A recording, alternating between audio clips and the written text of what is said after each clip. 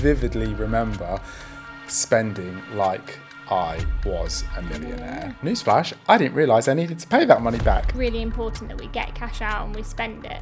Whoa, monopoly money. Yeah, we're not encouraging to have 3 to 5 credit cards, but it would be nice to maybe have a bit of an edge to learn that stuff earlier. What the hell do you know? Can you remember the most stupid thing you bought to keep the garment industry going? Yeah, I would say so. I couldn't just spend all the money because the next week I wasn't getting paid again. The stupid mistake. And I'd still spend it all in a week. Actually, did you need to buy all of those clothes in the first week? Welcome back to another episode of At Home with the Hutchinsons, with me, Amelia. and me, Cameron. If you are tuning in for the first time, this is a podcast by a husband and wife duo, and we talk about all sorts of things like becoming first-time parents, living in Dubai as expats, relationship advice, anything really. And we're at home, so anything could go wrong. Now, this episode, we want to talk about setting up our world for Gabriel, or setting up Gabriel's life, which isn't just welcome, let's feed you, clothe you, bathe you, etc. But how do we go to that next level and set up our baby's life? Now, interesting fact, almost 40% of children don't have bank accounts.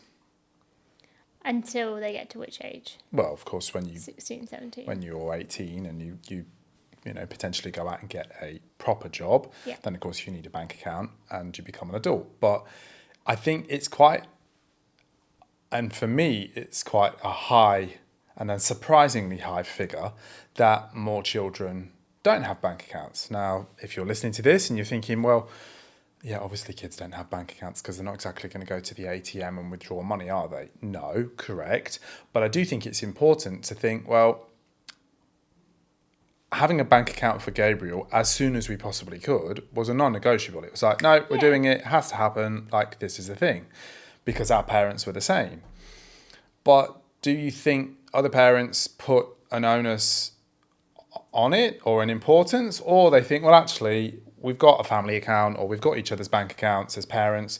We'll be fine. We'll give him the money whenever he needs it. Yeah. What do you think? I think that for us it was non-negotiable, but I also think it was non-negotiable because we want to teach him financial skills. So we want to be able to teach him that he has an amount of money as a child, and if he would like to buy something toy-wise or whatever it is, cards that he's into, he has to make it work with the money that he has. So it's not just about holding a bank account and having something in your name. It's about, whether he's gifted the money or whether he earns the money, he's allowed to then practice money skills and spending and receiving change and that kind of thing. And I think the world of money is ever changing. I used to teach money in school, and it's surprising the amount of children that have never handled cash. Money. Because they see phones and they see cards being tapped, but they don't often now see physical cash. Okay, I mean, there's a whole can of worms that we can open there. And actually, before we get into other things that we've set up, if we just talk specifically about financial education, do you feel when you were at school, you learned the importance of money, basic things like I have £5, I buy something with £3, how much have I got left? Calculating change when you go to the shop and the shopkeeper gives you an amount of money. How do you actually know that amount of money is the correct amount of money? Did you learn that at school, or did you learn that at home, or did you not learn it until you had to learn it when you were an adult? I want to say I probably learned it at school because I know it's on the curriculum, but I don't have a memory of learning it at school. But I do have a memory of, especially holidays, we'd be given a certain amount of money. I think Spain, they used to have the coins with the holes in the middle, the pesetas, before it was euros. God. How old are you? And I know that we would be given an amount of money and we could spend that amount of money and we would work out the change. And I think my financial education probably came from more of those experiences than in school. I know obviously I played with money and that kind of thing, but yeah, I think that's where my education came from. So I actually feel the same. I don't remember learning it at school, but I do remember and have clear visions of parents helping me and saying, Yeah. "Oh no, I'm going to give you this amount of money, and I need you to go and buy this, which is approximately this amount, and this is how much change you should get back. So make sure that you calculate it when you get there." Or that age-old thing of, like you just said, on holiday. We used to holiday in France quite a lot. You get an amount of francs At the and time. then later it was euros. That's your amount of money. Go and spend it. Once you've spent it, you've got no more. I was quite good with mine. My brother Alfie, if you are listening or watching this, would always spend his immediately and would always come knocking on my door to ask if he could have a few more francs. With interest. But you know me. But I do think it's important to instill that when we're growing up with Gabriel, because it's easy to not, and as you said earlier, it's easy to tap a phone or swipe a credit card or do an online payment, but actually, well, how much money have I got left in my account after I make that purchase? Yeah. I think it's difficult, but I remember those memories being quite fun. Yeah. And, you know, they used to throw money into the pool, or we used to swim down and get it. So there was an incentive there to get the money and swim at the same time. So it was always very fun. And I think I want to say it's really important that we get cash out and we spend it. But I just don't think the world is like that. And I think Gabriel will likely need more of the skills of, if I spend this, what's left in my account, rather than counting out the physical money. He needs to learn those monetary skills, but I just don't think in his world it's going to be so digitalised that... Well, it would be the equivalent of us throwing our phone into the bottom of the pool and saying, swim to the bottom of the pool to go and get Apple Pay, which clearly... It's not quite as fun. We're not going to do. Yeah. But actually, it's not necessarily just about counting the money. It's about knowing how much have you got coming in, how much have you got going out, and basic budgeting and income versus expenditure. And math skills, definitely. But then move on to a point where he becomes an adult and he thinks to himself, well, hang on, I'd quite like to go and purchase a car, a house. I'd like to build up my credit score, which we will obviously encourage him to do. I go and take a credit card. I didn't learn the basics of interest and repayments until quite late on. And I'm going to hold my hands up and say I was that early 20s that thought, if I had 3 to 5 credit cards, each with £5,000 on, whoa, monopoly money, not really thinking, oh my God, I've got to actually pay this back with interest. And if I don't pay it back within a certain time, the payment's going to be increased. Yeah. And I vividly remember spending like I was a millionaire. Yeah. And I got the credit card statement. I thought, yeah, I bought that. Oh, I bought that. Fantastic. Missed the statement payment date. A nice big interest bill came. Yeah. And I remember speaking to my mum and saying, excuse me, how can they do this to me? I have bought these items and now they've added on an extra payment. Why? And she was like, well, yes, you've missed your credit card payment. And now the credit card company want interest because you need to pay that money back. Newsflash, I didn't realise I needed to pay that money back. I just thought it was on this card.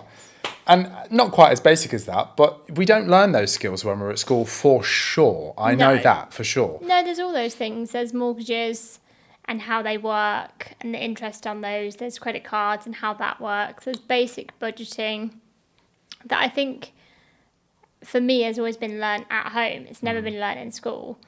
But my aim would be that he doesn't grow up where he doesn't understand that. I mean, I will not encourage him to have 3 to 5 credit cards, but I would encourage him to learn about interest, how it works, why you have to pay it, how it works on mortgages, car payments, that kind of thing. I want to encourage him to know these kind of things so that he doesn't not make mistakes, because, you know, financially we've both got credit scores. We've obviously just recently bought a house, but it would be nice to maybe have a bit of an edge and learn that stuff earlier, so you're a bit more worldly wide. Yeah, and actually, it's not. I don't regret any of the things that I've done. You know, Purchased. even the multiple purchases on those credit cards, because you know what, it was an experience and it felt good at the time. But I do think us educating Gabriel, Yeah. having already learned, Yeah. the caveat to all of that is our parents probably suggested the same when we made our own silly financial mistakes back in the day. And probably you can remember thinking when your mum or your dad told you something, what the hell do you know? You're old. I know what I'm doing. It's different. It's different for me. It's different for you. I know exactly. I have had those thoughts and feelings when my mum and dad have said, "You've just bought a new car. You sure you need another new car? Because you know you've only had this one for a year. Yeah, well, it's old now. Oh, are you sure you need that new pair of trainers? Because you know you've just literally bought a pair of trainers. Yeah, I need these particular ones because so and so is wearing them, so I need them." So even though we will say to Gabriel, "Look, are you sure you need that? Are you sure you want to do that?" He's Yeah, obviously going to have to go out and make his own mistakes, feel the He's not pinch. going to grow up perfect, and he's going to make mistakes. I just hope that he knows, like, you know, A, will be there for him, and B, if he gets himself into a, you know, difficulty, he knows how to get out because he knows how to, like, negotiate those things. But yeah, if he's just bought a car and it's a year old, probably that's a conversation that, and he'll probably think, "Dad, you know nothing. Like, I need a new car because it's a year old," and Yeah. you'll think, the cycle continues. Let's go car shopping. Yeah, you will actually. Yeah. Okay, so can you remember the most stupid thing you bought? I would say before you became an adult, but before we grew up. I wouldn't say there was like one huge purchase, but I would say that I would go shopping every Saturday in town after work. In town. In town, In yeah. town. Just clothes. Like, if I had all the clothes that I'd ever bought in my life, they'd fill this house. It's ridiculous, but it's always been the same thing. And you for have me. a lot now, though, still. Yeah. So clothes. Yeah, just copious amounts, just needing something to wear, just heading out here, new outfits here, there, and everywhere. Yeah, You keep the garment industry going. I do. Well, I will say this. Yeah, I have got one. I mean, multiple cars and stupid things like that. But the stupid mistake of buying a pair of shoes that are too small for you, or too small for me, because it was the last pair. Oh, right, okay. Like- So you had to have them, So but they the- didn't have your size. Yeah, I remember them. Adidas, had to have them, loved them, saw them somewhere. I don't know, maybe somebody at school was wearing them, or I don't know. But you could never wear them. And I had to have them. And so my dad took me and we looked and he was trying to give me all of these other options. And I was like, I don't want the other options. I want this pair of sneakers, or trainers as we used to call them back then. And my dad was like, "Are you sure they fit? Like, come here." And you remember, like, you'd go in, they'd press your toe down to see, like, if your toe is at the end. I purposefully tried to, like, make my toe, like, shorter. I was like, yeah, they fit. And he was like, "Okay, fine. Like, I hope to God they fit because they're expensive. Like, do you want them?" Yeah. I think I wore them once. Made me have, like, crooked feet. And I was like, nah. I suddenly then realised I didn't actually like the Didn't need trainers. them. And I didn't need them. No. But yeah, it's stupidity because as kids, or not kids, young adults, teenagers, whatever, you think to yourself, I have to have it. Yeah. I have to have this particular car. In fact, oh my God, we have missed out the most stupid purchase. Come on, dig deep. We walk into the showroom. It's on the ramps. The lights hit it. It's black. The 4 Series that you bought without test driving. Yeah. Even though I advised against buying a car without test driving it. Yes. How could I have forgotten that I bought a car without test driving it? The height of disappointment. The height of disappointment. There we are on handover day. Here's your new car, Mr. Hutchinson. Woo! I don't like it. You were like, well, you will like it because you've purchased it now. I hated that car. That was your final UK car, wasn't it? It was my final UK car. And for some BMW 4 Series, you might think to yourself, oh, lovely car. But what I did is I was a salesperson who got sold to. I saw it on the ramps. Well, they said it was Because you know that thing that they available, do, ready. Yeah. make it look all fancy, and it was there. And I bought it. And then the moment I test drove it, thought, what the hell is this? Silly, silly thing. So, Gabriel, if you're watching this later on in life and you come across this episode, please don't do what your dad did and buy a car without test driving it. Now, we focused quite a lot of this episode on Finances. money, finances.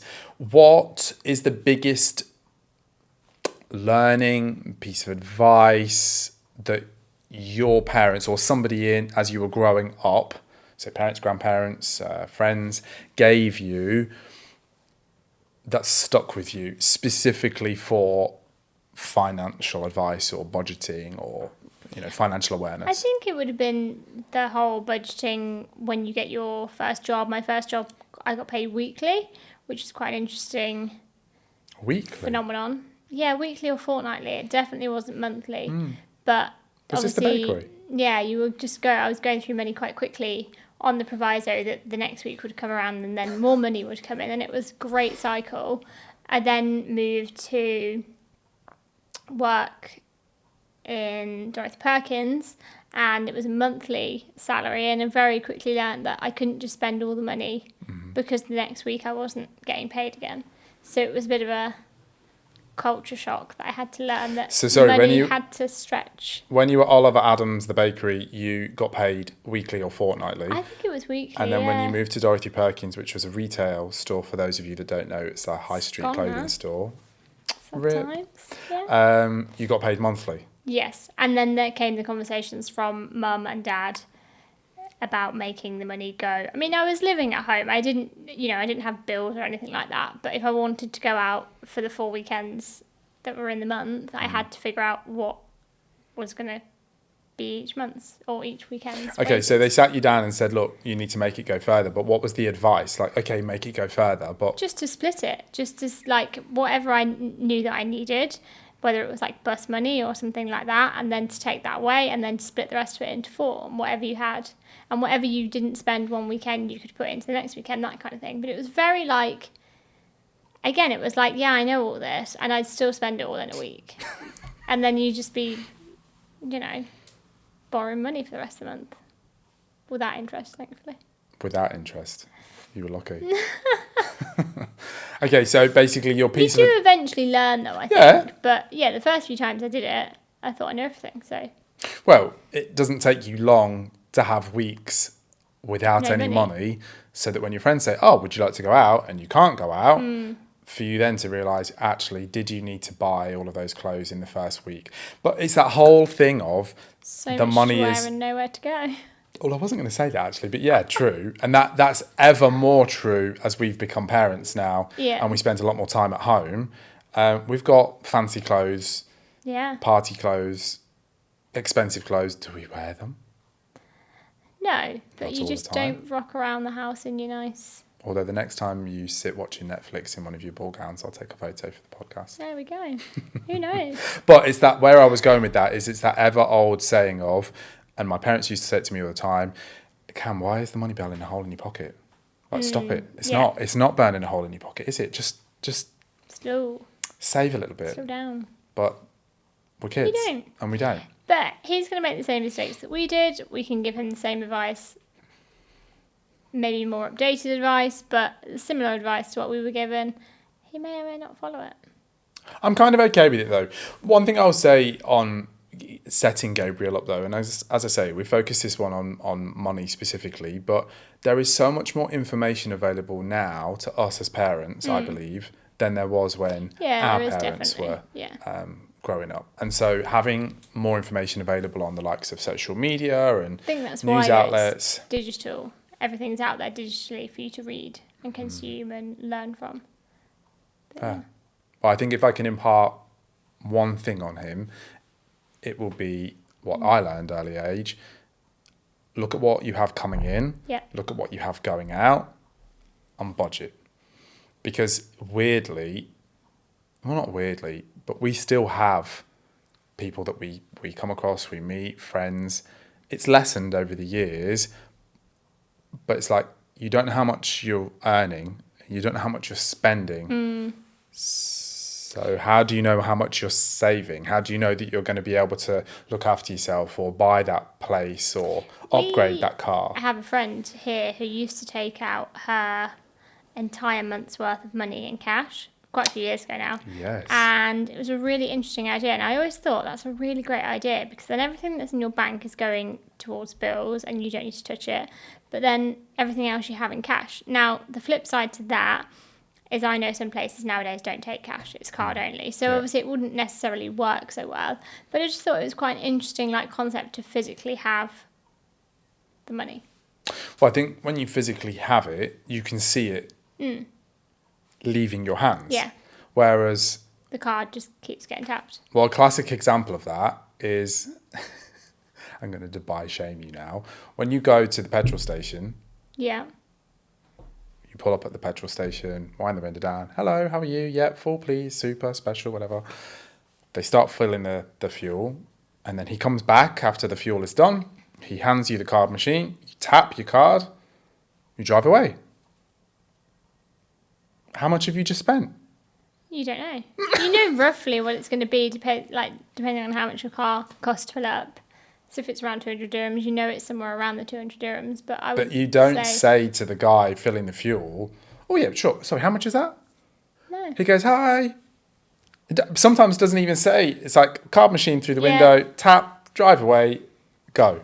Whereas if you had cash, you'd be like 100, 200, Yeah. 219 dirhams. It's weird, isn't it? It is weird. Dubai and generally just life, because if you live in the UK or anywhere else in the world, you know that you don't get your car fueled, and it certainly costs a lot more than 200 dirhams. But anyway, we digress. We digress usually. Do we feel like we are appropriately set up to give our son some degree of help, guidance, financial advice to make sure that he makes some of the mistakes that we did, and hopefully others not? Yeah, I think you can only do your best as a parent, can't you? We can tell him until we're blue in the face everything we know. He'll either take it and he won't. And he has to learn some things by himself. But yeah, I think we're appropriately educated. We know how things work in the world. But So then, to close this off, are you giving Gabriel pocket money? yeah, I would say so. Yeah? And if he runs out of pocket money? But it comes with responsibilities around the house, let's say. Okay. If it runs out, I mean, it's hard because you just want to give them everything, don't you? But yeah, you have to set some Okay. expenditures. What are you doing then? What? We need to be aligned. Giving him pocket money? Yeah, otherwise he's going to Yes. get it from both of us. Giving him pocket money, yes. Giving him more when it runs out? No. Submit a business plan. I'll come back to you in 24 hours. Because, You and will I'll say this, I've always had the mentality of, if I'm going to borrow something from somebody, I'll pay it back. Yeah, of course. Okay. Yeah. Never give it to me and then forget about it. And No. if I'm borrowing something, whatever that is, I'm always going to give it you back. Yeah. I'm going to agree on a time frame, and we pay it back. So if he does run out and it's because he actually needs the money for something which is important, then fine. But if it's to go and buy more Pokemon cards, sorry, son, you spent your money. Are Pokemon cards even a thing? Yeah. Are Big they? thing, I think, still. Yeah. Yeah. Still around. Love that. I think the OGs are quite popular. Yeah. Yeah, I love it. Can only remember Pikachu and Charizard. If you can think of any others, please comment in the section below. And if you've enjoyed this episode, tell us. If you've not enjoyed it, equally tell us. Tell us what you want us to talk about on future episodes. Wherever you get your podcasts, please like, share, subscribe, and we'll see you again soon.